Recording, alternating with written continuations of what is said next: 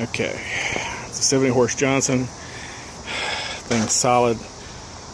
The only issues that this boat has, like I said, the seat where my big butt broke it, and the choke right here isn't coming on properly for some reason. So when it's cold and you first start it, you gotta choke it, but after it's warmed up and everything, it runs fine.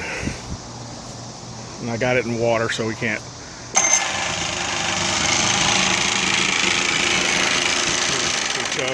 Take choke off.